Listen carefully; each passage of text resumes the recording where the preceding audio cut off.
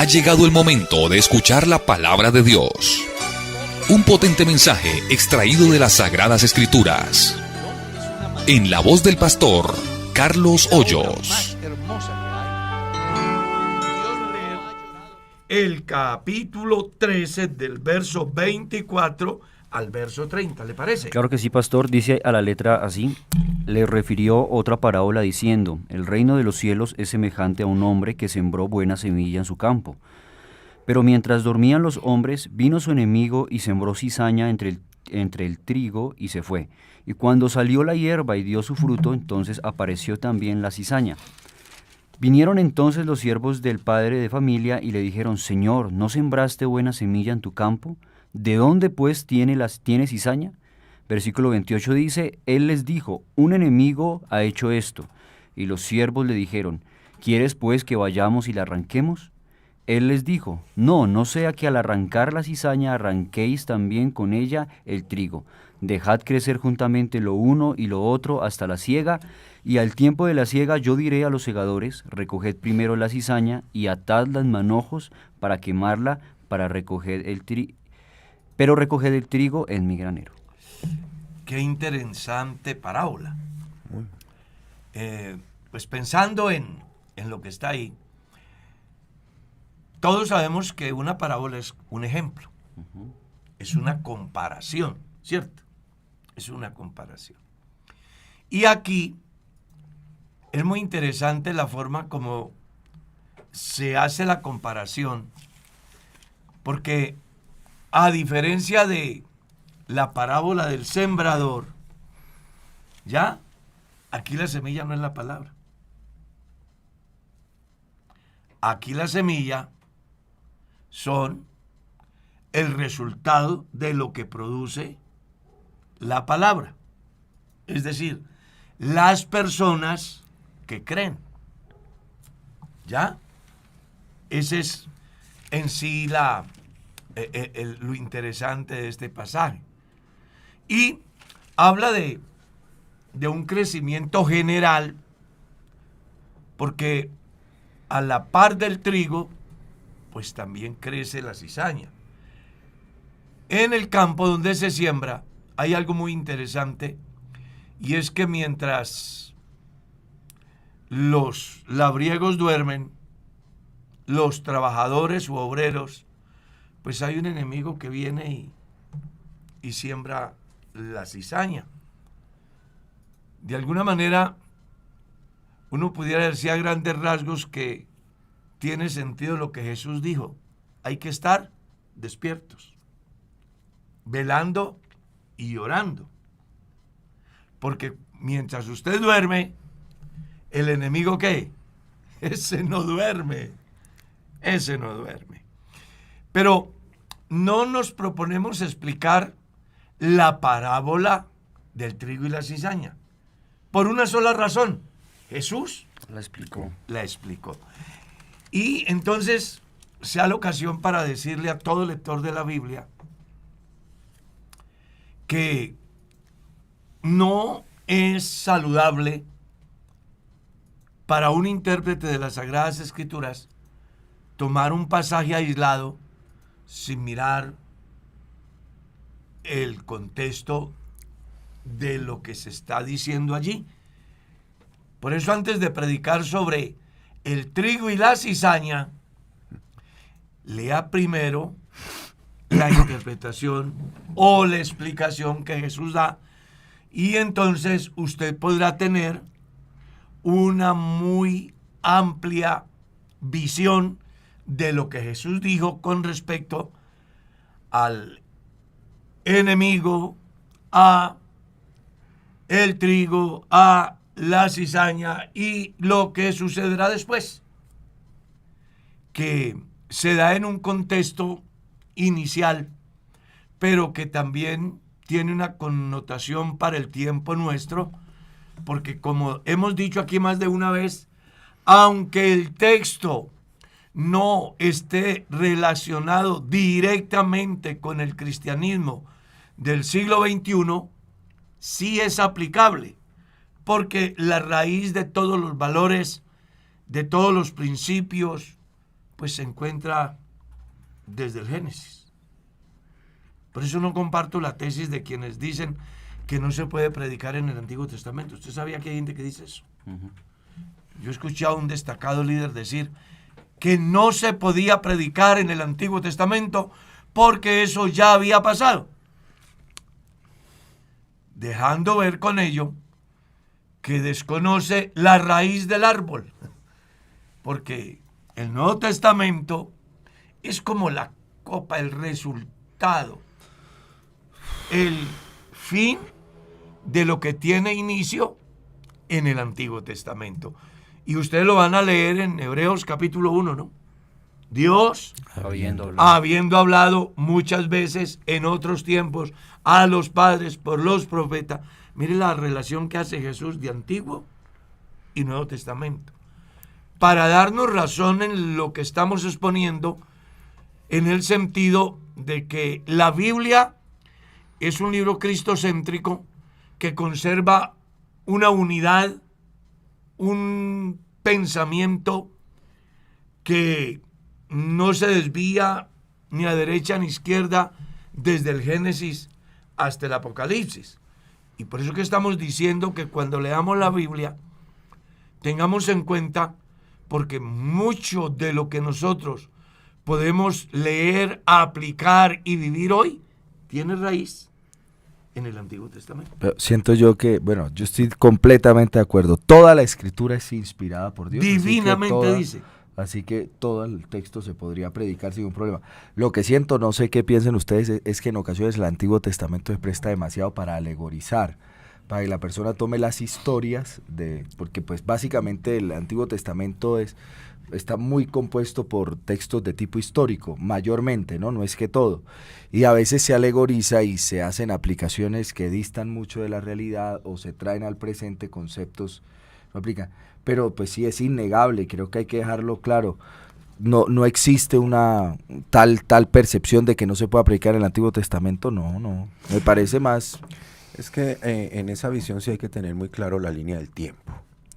Porque si bien es cierto, el Antiguo Testamento son las raíces y el Nuevo Testamento es el árbol frondoso, pero hay un análisis ahí más pequeñito que es importante que lo pongamos sobre la mesa, que es el fruto y la aplicación para esa nueva legislación de la gracia. Es que la gracia tiene una nueva legislación y precisamente lo que estamos estudiando aquí en Mateo es ver esa nueva legislación que tiene la gracia, que es aplicable en la gracia, que tiene sus raíces obviamente en el Antiguo Testamento, pero que sí hay una generalidad que Dios nos expresa en la gracia para que nosotros comprendamos que allí hay un epicentro de riqueza como legislación para la gracia y para nosotros, no negando de que si queremos afirmar todo postulado de la gracia, pues tenemos que irnos al Antiguo Testamento y sacar de allá esas raíces, pero si nosotros hacemos un comparado con el ejemplo que pone el hermano Carlos, pues de las raíces al fruto, ¿qué es lo que usted toma? El fruto, y las raíces siempre estarán dando ese fruto continuo. No hay frutos sin raíz. No hay frutos sin raíz, exactamente, están directamente aislados, o sea, si conectados. no hay una raíz, no habrá fruto en el árbol. Jesús dio hasta una enseñanza muy importante en San Juan 15, ¿no? Sí. Esto solamente, y sé que de pronto por ahí están pensando, se está generando una controversia. ¿Ya? No. Pero no, aquí lo que buscamos es que abramos la mente, que tengamos la capacidad de mirar todo aquello que de alguna manera va a tener repercusiones en este tiempo. Más allá de que se hayan dado, yo qué sé, 2600 años atrás. Nadie puede hablar del cumplimiento de la profecía en Cristo si no va a la profecía. A la profecía. ¿Y eso dónde está? En el Antiguo Testamento. Y eso Nadie puede hablar de la simiente de la mujer si no va a Génesis 3. Si no va a 4000 años antes de Cristo. A eso es a lo que yo me refiero. Y cuando hablamos acerca de aplicaciones, ahí es el cuidado. Entonces ahí es donde sí tenemos que establecer diferencias, porque recuerde que Jesús fue claro. Él dijo, era necesario que se cumpliese lo que estaba escrito de mí. ¿A dónde? En la ley de Moisés, Moisés, Salmos, en los profetas en los salmos. y en los salmos. Yo tengo precisamente un libro que se llama Cristo en los salmos. Cristo en los salmos. Entonces, el lector de la Biblia lo que sí tiene que poner cuidado es para establecer las diferencias entre lo que son leyes ceremoniales y leyes eternas. Que creo que ahí sí hay que hacer una diferencia, porque cuando las personas alegorizan, como dice el pastor Darwin, pueden terminar llamándose en judíos sin circuncidarse, por ejemplo. Entonces, ahí eso ya es otra dimensión del análisis, del estudio. Y hay muchas cosas que se sacan fuera de contexto. Bueno, es que es un fenómeno bastante particular de analizar a profundidad cuando uno ve las predicaciones de hoy, ¿no? En el contexto del neopentecostalismo. Casi todas están basadas en el Antiguo Testamento para hablar de la prosperidad, ¿no? Entonces es interesante ver cómo sacan los textos de contexto aplicándolos a una población a la cual no está aplicada, profecías que van directamente para Israel, pero que yo las quise tomar para mí y convencer a la gente de que espere algo de Dios que Dios no prometió. Haga trueques. Realmente es muy importante lo que el hermano Felipe dice, porque al único pueblo que le fue dado promesa de materiales fue a Israel. Sí, señor. Porque claro, ellos iban con una visión diferente y fueron llamados en una mayordomía diferente y con unos fines diferentes. No es lo mismo ser elegidos por Dios como hijos a ser adoptados por Dios como hijos. Y la diferencia radica en que las promesas para ellos fueron diferentes a las promesas para la iglesia. Cuando uno mira la Escritura, las promesas para Israel son terrenales, ¿cierto? Tierra que fluye, leche y miel. El todo del pueblo de Israel era llegar a una tierra fértil que tenía cualquier cantidad de colmenas, como también ganado en abundancia, del cual ellos iban a disfrutar. Pero ya para nosotros la promesa va más allá. Esperamos, según sus promesas, cielos nuevos y tierras nuevas, donde no va a haber el problema del pueblo de Israel a toda hora rodeado de gente que quiere borrarlo del mapa. Allá cuando estemos con Dios no habrá la mínima amenaza. O sea, aquí ya sí tendríamos, mejor dicho, algún día sacaremos una parte para establecer esas diferencias y que la gente también se ubique. Pero es muy importante, hermano Carlos, la introducción del tema de hoy, porque sí ha generado en medio de los hermanos algo lindo, lo que el estudio de la palabra de Dios. Y precisamente ayer habían hermanos que se me acercaban y me decían, hermano, ustedes están estudiando las parábolas y están aquí, están acá, pero está creando esa, voy a utilizar una palabra, esa limpieza doctrinal. La palabra y lo que se está logrando acá con el estudio, como lo llevamos, es una limpieza doctrinal en los conceptos y la manera como la debemos abordar y estudiar. Y eso trae como consecuencia que uno mismo diga, oiga, yo tenía este concepto errado, y gracias a Dios el programa, gracias a Dios cómo se está enseñando, me está limpiando y me está enseñando cómo es que debo abordarlas, cómo es que las debo estudiar y en qué momento las puedo aplicar, sí o no. Exactamente.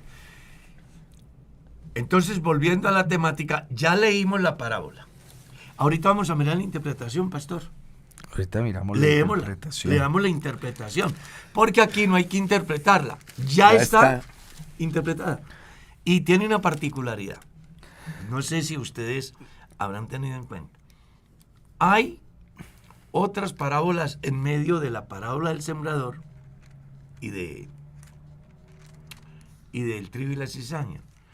Me llama la atención que en la parábola del sembrador es la antesala de las parábolas. Pero después de la parábola del sembrador hay otras que aparecen ahí.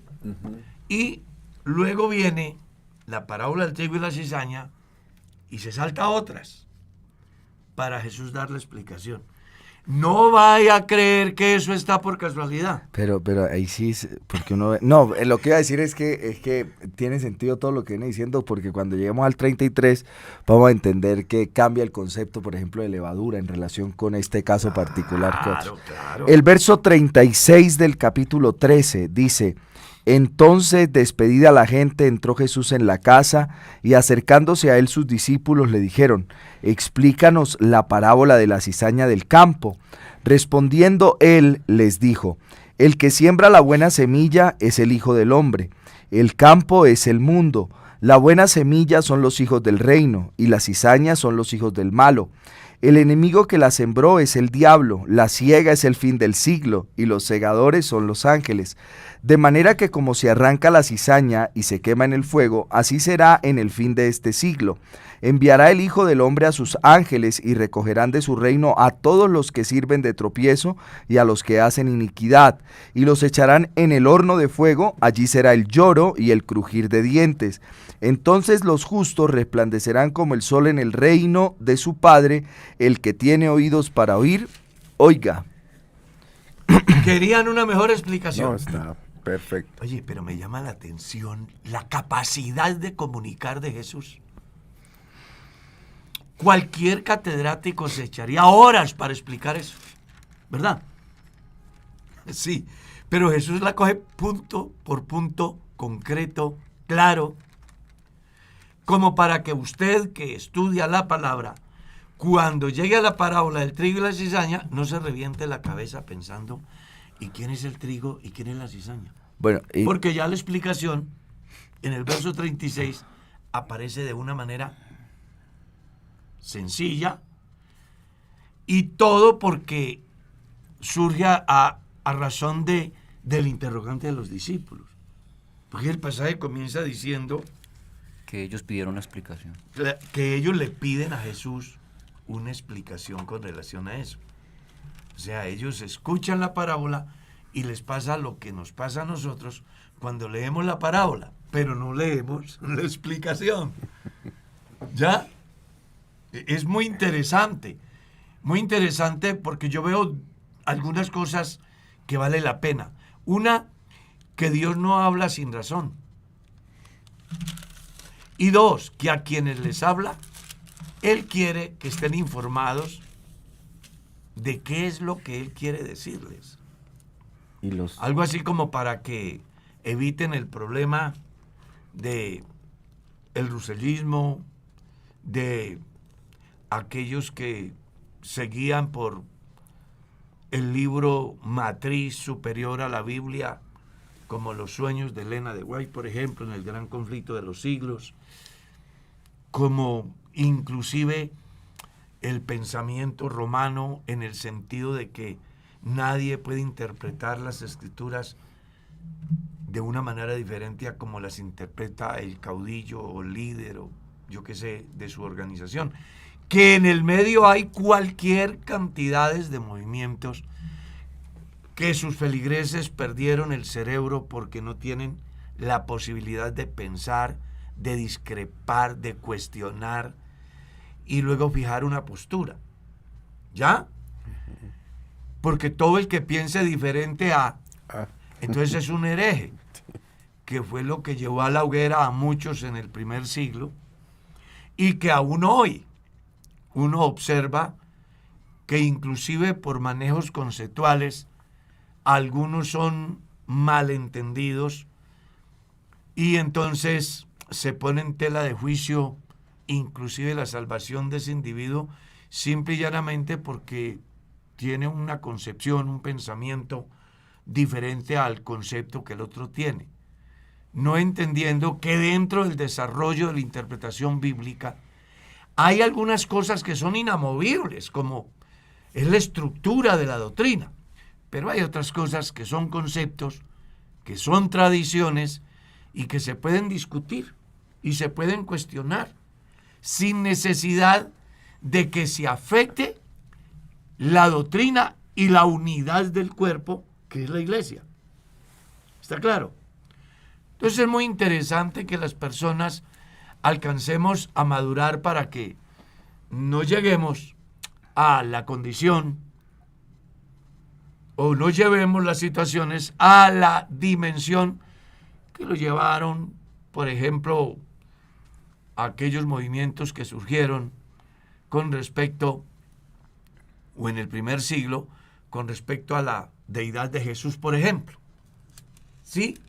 Donde aparecieron los ebionitas I, donde apareció la tesis de la unión hipostática, donde surgió el pensamiento acerca de Jesús llegó a ser Dios, no era Dios como lo conciben el mormonismo, y un sinnúmero de diversas corrientes que surgen como resultado de la interpretación de la Biblia y a veces mal comprendido de los que no estuvieron de acuerdo y a veces terquedad de los que pensaron que ellos tenían la única y plena revelación. Y eso, pues ya ustedes conocen la historia, que han habido más muertos por la religión que en las 2 guerras mundiales. Todo porque el ser humano no ha tenido la capacidad de ser objetivo, de escucharse, de hacer un análisis sin el pensamiento yo tengo la razón. No seas sabio en tu Porque propia opinión. cuando uno llega allá, entonces entra un problema serio, y es que desconoce la razón de Dios. Y por eso es muy importante que todo lector de la Biblia tenga en cuenta lo que Jesús dijo. El que cree en mí, como dice la Escritura, las interpretaciones de la Biblia, desde cualquier punto que se haga, son subjetivas a menos que se hagan a través de la Biblia. O sea, toda interpretación al margen de la Biblia es subjetiva. ¿Está claro? Porque nace de una escuela de pensamiento. Por eso, vuelvo a decir lo que he dicho y lo que estamos diciendo en el curso, ¿no? La mejor manera de predicar el Evangelio es a través del Evangelio. Entonces yo espero que la gente, no sé, capten lo que quiero decir. ¿Qué es lo que yo quiero decir? Que toda interpretación de la Biblia, al margen de la Biblia, es subjetiva. La mejor manera de interpretar la Biblia es a través de la Biblia. De la Biblia. Porque la Biblia tiene una particularidad, una ponencia y una respuesta a ello. Y cuando tú manejas la predicación del Evangelio dentro del Evangelio, entonces no hay forma de cuestionar. Cuando tú predicas el Evangelio bajo la concepción del concepto y la interpretación que yo hago desde mi punto de vista y me paro ahí, eso es lo que ha generado la tragedia del pasado. Sí, concluir que la mejor fuente de interpretación de la Biblia es la Biblia misma. Muy importante. No. Y uno aquí se vuelve, no sé. No, pero es que sí es muy importante lo que usted está intentando decir, porque creo que vivimos una temporada de la historia El boom de la de la iglesia, teología, por ejemplo. en la cual cada cual quiere hacer su propia Teología. teología, Su pero propia que además de eso existe, yo no sé si temor, yo a veces le digo a algunos padres de adolescentes que yo no entiendo por qué le temen a que sus hijos cuestionen la fe, por ejemplo. Pero yo creo que la temporada en la que uno más cuestiona la fe en su etapa de desarrollo, cuando uno creció en la iglesia, es la adolescencia.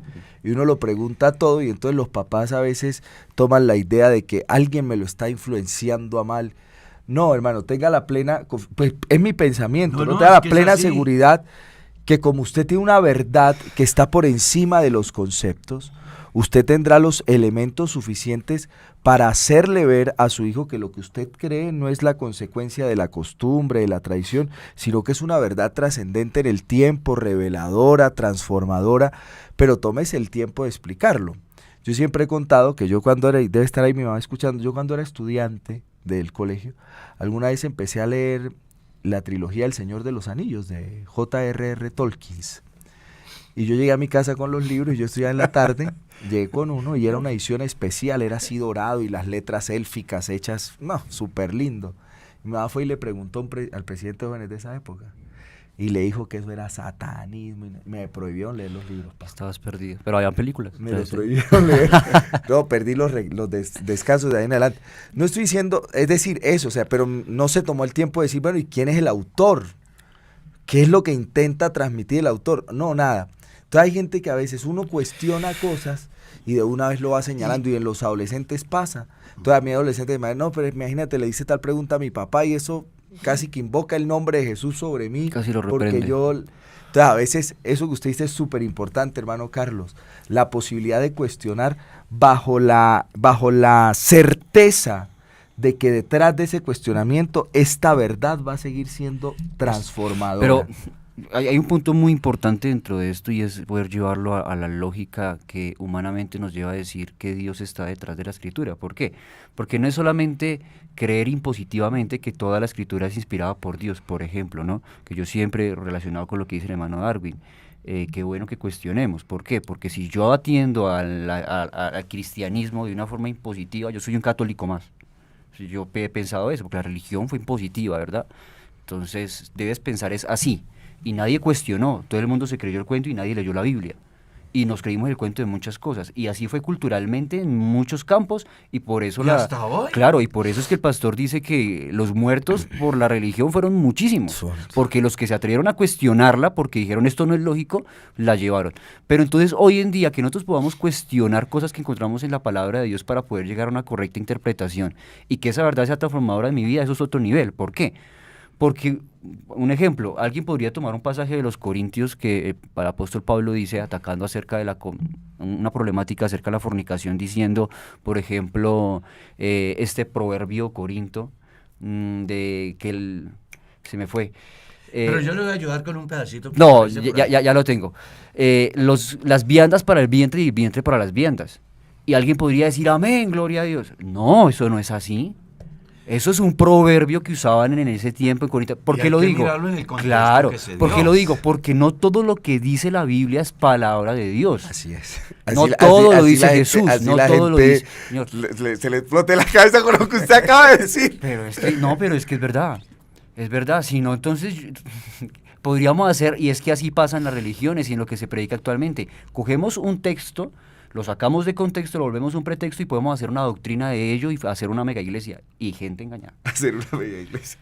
No, sí, es verdad. Pues hoy hay cualquier cantidad de tiendas donde distribuyen el pan bajo el concepto de que es de Dios, pero que de Dios no hay nada. ¿Está claro? Por eso a mí me llama la atención lo que dice la Escritura con respecto a la Escritura. ¿Sí? Dice que la Escritura es de libre interpretación, ¿ya? Dice que además es divinamente inspirada por Dios. Dice que es útil para enseñar, para instruir, para corregir. Palabra viva y sí, eficaz. así es. Palabra viva y eficaz. Exactamente. Entonces, aquí lo que queremos con este comentario es fortalecer el estudio de la palabra y hacer de que el cristiano no viva como los caballos de carga en la calle. Mirando para el frente nomás. Sí, con la jáquima aquí. Que tienen aquí dos tapitas para que el pobre caballo no mire ni a la derecha ni a la izquierda. No se ¿no? asuste con los que están al lado. Exactamente, que es precisamente lo que Darwin está diciendo con respecto a nuestros hijos, que a veces nosotros como padres queremos que los hijos vivan el tiempo que yo vivo cuando yo les llevo a ellos 20, 30 años. Y ellos tienen que vivir esos 20 o 30 años para que tengan el conocimiento y la madurez y la capacidad de análisis y de establecer la diferencia que yo tengo. Es que el ser humano es muy complejo. Entonces, cuando yo como intérprete de la Biblia por, yo qué sé, 20, 30, 40, 50 más años, quiero que el que se acaba de convertir tenga la misma concepción que yo tengo con respecto a determinada temática. Pues estoy forzando el crecimiento de esa persona. Yo lo que debe preocuparme es por llevar un proceso de enseñanza, de formación y de información, de tal manera que el niño vaya creciendo en ese campo. Y entonces, en ese desarrollo, hay muchas adversidades que pueden confrontarnos, pero que en la medida que se va dando el desarrollo, la formación y la información basado en las Sagradas Escrituras, ese creyente llegará al conocimiento pleno de lo que Dios quiere que el creyente llegue. Y llegará a dar la medida que Dios quiere que el cristiano dé. De hecho, que el capítulo 4 de la carta a los Efesios le da a usted una enseñanza muy interesante del verso 11 en adelante, ¿no? Hasta que todos lleguemos. Habla del proceso. Pastores formados que forman pastores para que estos a su vez sigan formando y aquellos sigan formando hasta que los del siglo primero y los del último día de la historia lleguemos al conocimiento del Hijo de Dios, a la estatura de un varón perfecto, el cual es Cristo. Si nosotros Eso es tremendo, ¿no? Si nosotros miramos lo que estamos leyendo de la parábola del trigo y la cizaña, vemos un panorama muy claro de todo. Es decir, si usted entiende este panorama de la explicación de Dios, que es completamente fácil de comprender, la manera como lo expresó, el orden en que lo expresó, usted tiene un panorama claro del lugar en donde Dios quiere que usted se mueva y pertenezca a ese lugar sin que tenga ningún problema, pero usted ya tiene un panorama. Aquí miramos cómo el Señor de una manera muy pedagoga nos pone nombres a lo que nosotros no entendimos, por eso los apóstoles le dicen explícanos, y comienza a ponerle nombre a cada cosa en una secuencia tan importante que es el principio y el fin de lo que va a suceder. Entonces usted ya tiene un panorama claro de lo que Dios quiere que nosotros tengamos en la visión macro, si me lo permiten, de lo que es el reino de Dios. Uh-huh. ¿Cómo comienza? ¿Qué le va a suceder? ¿Qué riesgos tiene? ¿Cuál es el enemigo? ¿Cómo va a finalizar? ¿Y dónde y cómo va a ser ese fin? El resultado final de su mensaje hecho carne en la vida de los individuos. Amén. Es más o menos lo que usted plantea. Entonces ya sabemos cuál es la parábola de la cizaña y el trigo. O del trigo y la cizaña. O sea que hemos hecho alguna interpretación errónea o mala aplicación en algunas ocasiones. Con seguridad que muchos pero le cuento una cosa. Creo que en la vida yo he predicado una vez sobre esa parábola. Llevo 50 años predicando. Es que la Biblia tiene 31.102 versículos. ¿Para cuántos sermones alcanzaría eso? Bueno, dependiendo de cómo lo maneje. Si lo maneja textual, es una cosa. Temático. Si lo maneja temático, es otro. Y si lo maneja expositivo, es otro. Es que esto es una joya. A lo que lo quiero llevar es que hay suficiente palabra como para no predicar de otra cosa que no sea la palabra de Dios. Uy, eso es un... Ese es un mensaje muy profundo. Claro. Que usted está lanzando ahí porque dice de alguna manera que algunos predican cosas que no son palabra de Dios. Y no se me asuste que yo... No, pero yo lo puedo sostener. Sí, claro. Claro. Entonces, qué importante que las personas aprendamos a predicar la palabra de Dios como está en la palabra de Dios.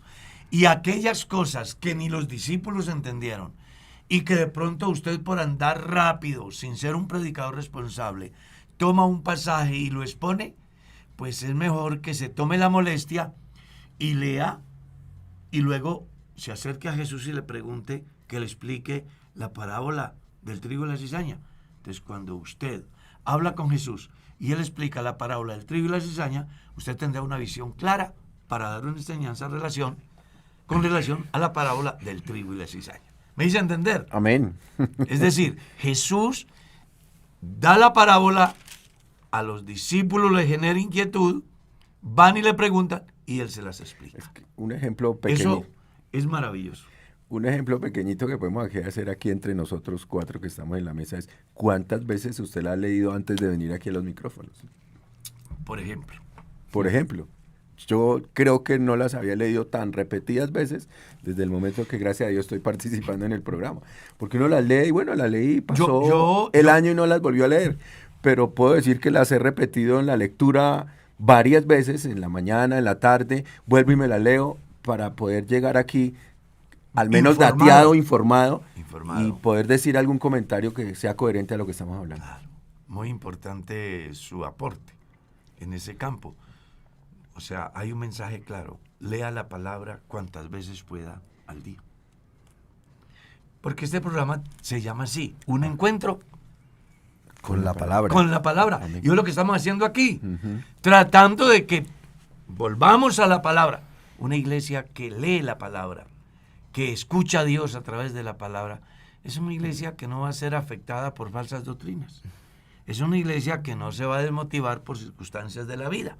Es una iglesia que siempre va a crecer en sus dimensiones, porque hay iglesias que solo crecen en un solo campo, y a eso les llaman fenómenos, en el campo de filosofía de la religión. La iglesia debe de crecer en todos los campos. Integralmente. Porque la iglesia es un cuerpo y como tal es un ser. Y como ser debe de crecer en todos los aspectos. Y de eso se trata acá. Entonces ya sabemos la interpretación, aleluya. Amén. Y se lo debemos al Señor Jesús que nos la interpretó. Creo que los predicadores que vayan a predicar otra vez acerca de esa parábola no van a pegarse del clavo sin mirar dónde fue que se pegó ese clavo, ¿cierto? Eso es como... Luego viene la parábola de la semilla de la mostaza. O sea, ahorita nos vamos a devolver. Devolvemos. ¿Alguien puede decir? Sí, porque particularmente a los discípulos les llamó la atención más la de la cizaña y pidieron la explicación de ella, no de la semilla de mostaza ni la de la levadura. Claro. Pero es que de alguna manera Jesús con esas explicaciones abre un panorama para que la gente pueda entender todas las parábolas. Y no la gente, sino los discípulos, porque recuerde que la explicación de las parábolas tenían un fin, y era que los discípulos entendieran ese misterio que era para los que no estaban dispuestos a oír. Porque ya también lo leímos, ¿no? Sí. Para que teniendo oídos no oigan, y teniendo ojos no vean, y se cumpla la profecía. Amén. ¿Ya? Entonces Jesús lo que busca es explicarles el misterio que conlleva impreso la parábola, a fin de que sus discípulos entiendan el mensaje, porque de alguna manera está sellado para el resto del pueblo en razón a la indiferencia de ellos hacia el mensaje de Jesús. Pero como estos le han seguido, vengan que ustedes sí aprovechan, vale la pena que se den cuenta que es lo que quiero decir. Es más o menos como lo que encontramos ahí. Vale. Ahora, Pastor Darwin, verso 31. Vamos a leer hasta el verso 32. Antes de leerlo, quiero hacer pues como una pequeña introducción, porque me llamó mucho la atención escuchar una ponencia sobre homilética. ¿Sí? Donde miro a alguien que dice que un mensaje textual,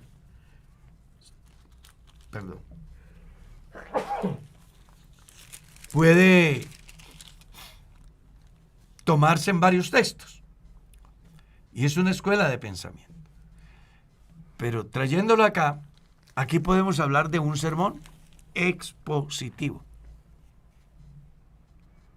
¿Está claro? Porque si hablamos de un sermón textual, pues estamos hablando de un sermón que se saca de un texto. Pero aquí son dos textos. Y hay que encontrar el pensamiento central en ese párrafo que leemos. Por eso es que he dicho un sermón ¿qué? Expositivo. Expositivo. Porque cuando yo no encuentro en un solo texto la respuesta o el pensamiento central, entonces tengo que buscar es el pensamiento central en los 2 o 3 textos. Y eso es lo que notamos acá. Amén. Leamos. Dice el verso 31 de Mateo 13.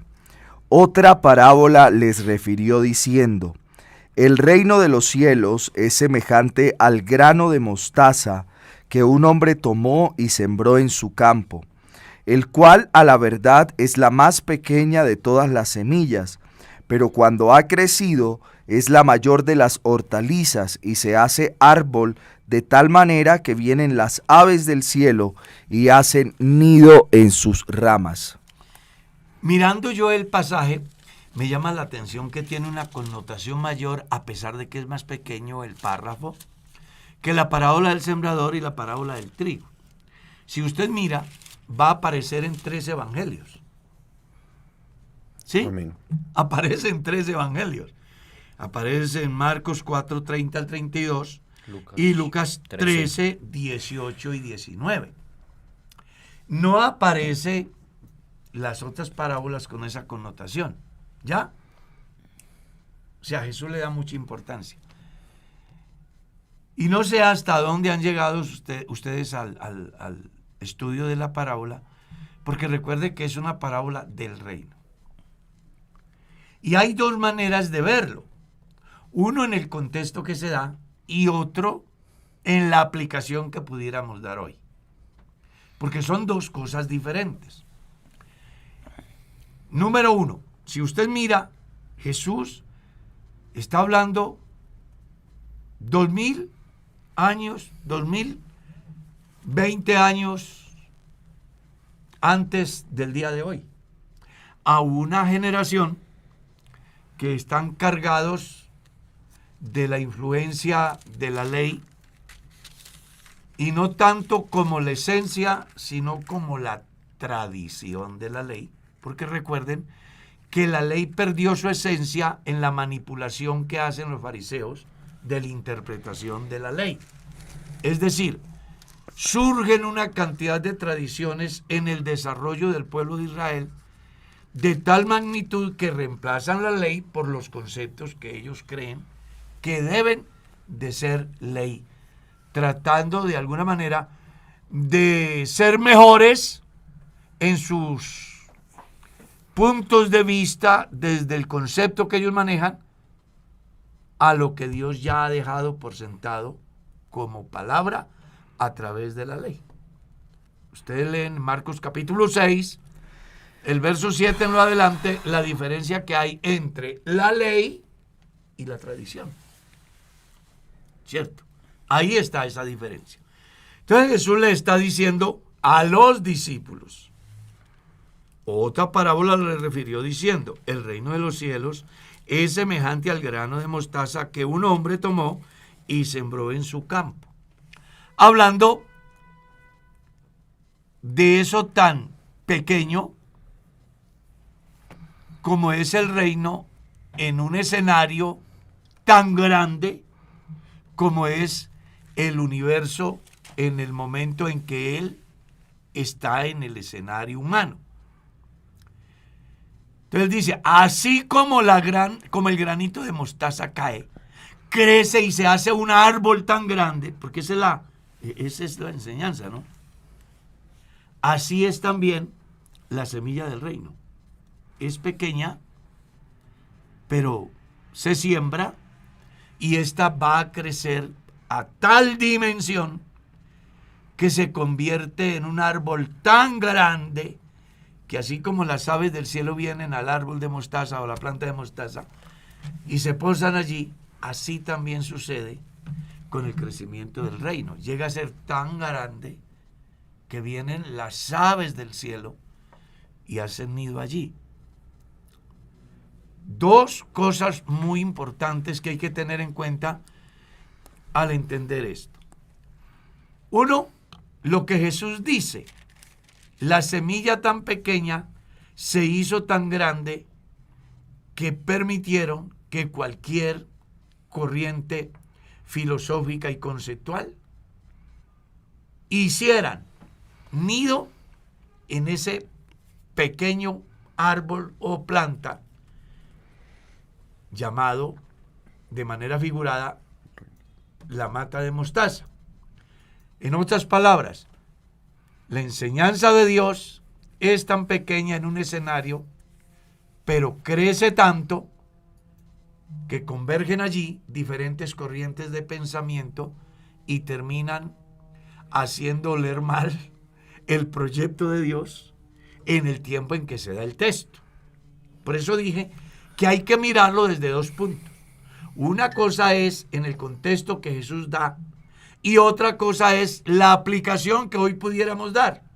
Si lo trasladásemos bajo el concepto de ley, anexos, tradiciones, a traerlo al tiempo hoy, iglesia Demás y pensamientos. diferentes pensamientos que convergen dentro de nuestra fe y que lo único que pueden hacer es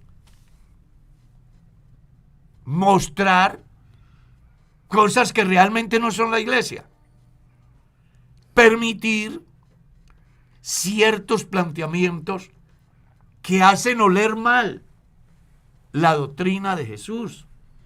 Como Pablo escribía a Timoteo y le dice, muchos profesan conocer a Dios, pero con sus hechos lo niegan. ¿Ya? Dentro del cristianismo, ya estamos hablando en nuestro contexto, Sí, señor. hubo uno que llamaba, ¿cómo era? Himeneo y Fileto. Himeneo y Fileto, los de la resurrección. Que habían dicho Exacto. que Estaban dentro de la iglesia. Ese árbol había crecido, ¿no? De tal manera que aves, entiéndase eso, como aquellas cosas que son anómalas y que pueden afectar el buen nombre de lo que nosotros hemos creído y predicamos. Entonces, crecer es importante. El problema es cómo crezco. Porque aquí hay un fenómeno muy interesante que está relacionado con el crecimiento, ¿verdad? Y a veces uno piensa que crecer es simplemente ver multitudes. A veces uno hace alarde diciendo, yo pertenezco a una iglesia que asisten no sé cuántos miles. La pregunta ¿es un crecimiento normal o es anormal? Porque cuando el crecimiento es anormal es un fenómeno. Y dentro de la enseñanza mosaica, los fenómenos no podían entrar a la presencia de Dios. Habían ciertas limitantes. A veces las personas se jactan. Yo estuve en una iglesia donde un creyente me reclamó. Me dijo, pastor, ¿por qué aquí en la iglesia somos tan poquitos? Pensé que nos reuníamos 500, 600.